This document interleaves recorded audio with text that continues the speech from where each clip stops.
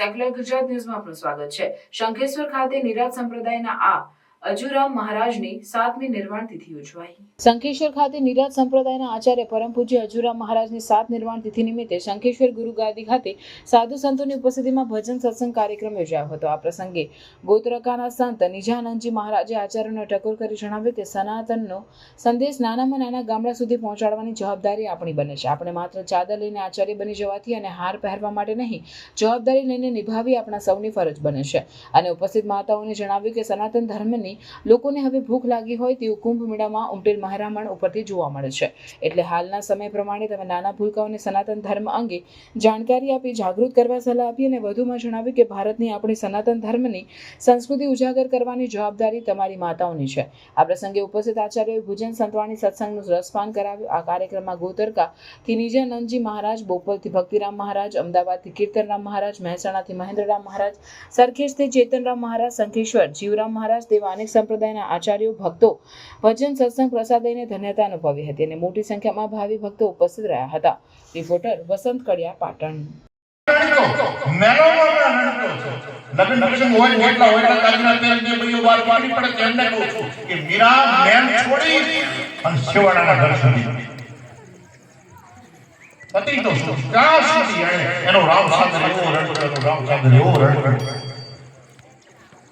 જેને જેને અહીંયા જરાડો લાગી ને એને કાઢે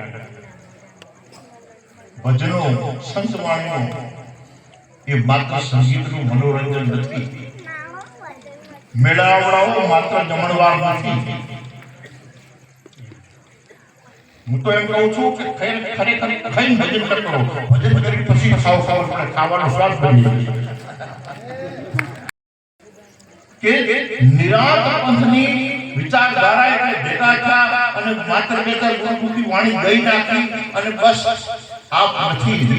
નિરાંત વિચારધારા પાસે જેટલી મોટી પ્રબળ શક્તિ છે ભક્તિની, બસ એના માટે તમારે એક માણસોએ જેને બોધ લીધો છે ગાંઠ મનમાં વાળવી પડશે, એક મનોમન સંકલ્પ લેવો પડશે।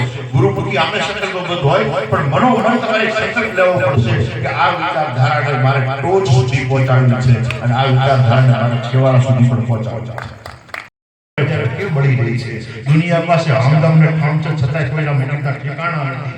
દુનિયા વિદેશની જ્યારે નહીં આવી કે નહીં યોગ કરી રહી છે અને છતાંય કંઈ ઠેકાણું નથી પડતું તો સમજી લો કે દુનિયા પાસે એક જ વસ્તુનો અભાવ છે, એ ચોક્કસ પૂર્ણ કક્ષાનો આધ્યાત્મિક વિચારનો અભાવ છે। અને એ લોકોને આક્રમણ કરનારાઓને, લૂંટારાઓને, અત્યાચાર કરનારાઓને ખબર પડી કે આપણા પુસ્તકો બાળી નાખો તો આપણી પાસે કોઈ જ્ઞાન છે પુસ્તકોમાં પેક કરી કેટલાક લોકોની ખબર પડી કે આપણું જે છે રાજકારણમાં અને એમના દેવાલયોમાં એમમાં છે તો ઇજિપ્તના અને મિસર પ્રાંતના જે દેવાલયો તોડી એ સંસ્કૃતિ બદલે। તિકમ ભગત હતા, એ તિકમ ભગત આજે તિકમ મહારાજ તરીકે સદગુરુના સાનિધ્યમાં જે જાય છે, સદગુરુ કઈ સ્થિતિએ એને પદ આપી દે છે, એટલે આ પદ નિભાવવું એની સત્તાની વાત છે। ઘણા બધા ગામે સુધી આજે પહોંચી છે, છેક મોટા સુધી પણ એકવાર બાપુના તપને એકવાર તાળી છે। આજે એમના પરિવારમાં પણ સંસ્કારો પડ્યા છે। અમારે જીવરામ મહારાજ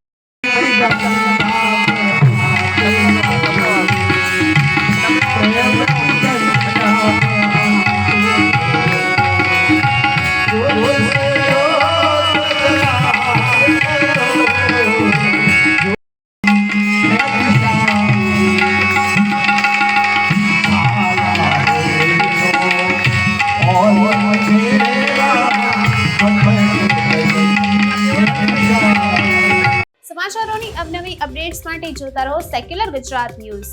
સાથે સેક્યુલર ગુજરાત ન્યૂઝ ચેનલને લાઇક, શેર અને સબસ્ક્રાઇબ કરો અને બેલ આઇકોન દબાવીને સમાચારોની ઝડપી માહિતી મેળવો।